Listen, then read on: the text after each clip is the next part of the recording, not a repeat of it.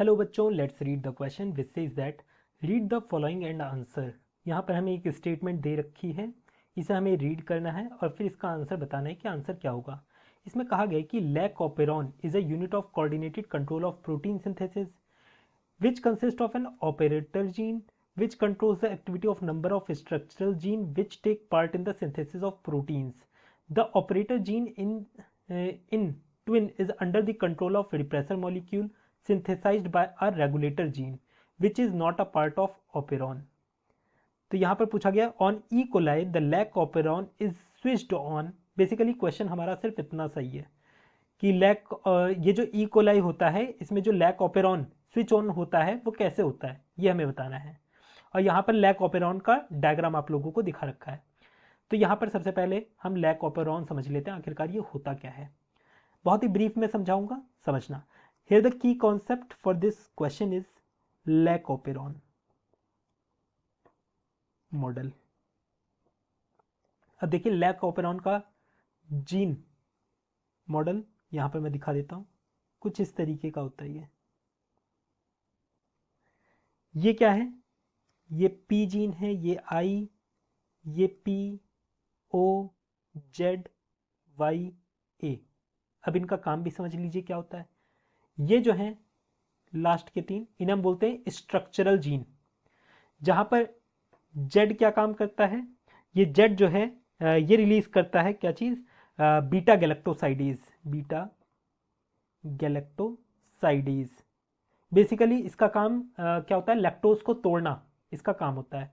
Y gene परमिएस release करता है जो कि परमिएबिलिटी बढ़ाता है ताकि लैक्टोज और बीटा गैलेक्टोसाइडेज अंदर जा सके सेल के, बैक्टीरियल सेल के अंदर। ए जीन किसके लिए कोड रहता है, ट्रांस एसिटाइलेज के लिए। ट्रांस एसिटाइलेज के लिए इसका फंक्शन प्रॉपरली अभी तक डिस्कवर नहीं हो पाया है कि आखिरकार इसका प्रॉपर फंक्शन है क्या। ठीक है, बाकी देखिए आई जीन, पी तो आप लोगों को पता ही चल गया होगा, इसके नाम से ही प्रमोटर है।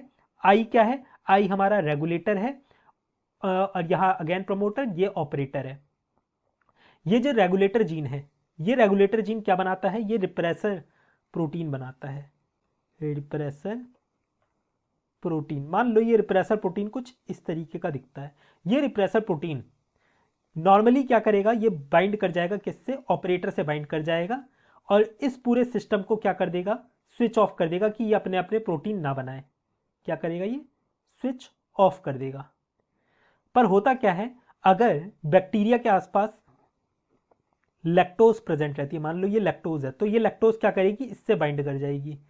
और जब ये इससे बाइंड कर जाएगी तो क्या होगा, ये जो हमारा रिप्रेसर प्रोटीन था ये इस पे बाइंड नहीं कर पाएगा ऑपरेटर पे। अगर ये ऑपरेटर पे बाइंड नहीं कर पाएगा तो ये स्विच ऑफ नहीं हो पाएगा। अगर ये स्विच ऑफ नहीं हो पाएगा तो ये अपने अपने प्रोटीन बनाएंगे और ये फिर क्या करेंगे, लैक्टोज का ब्रेक डाउन करवा देंगे।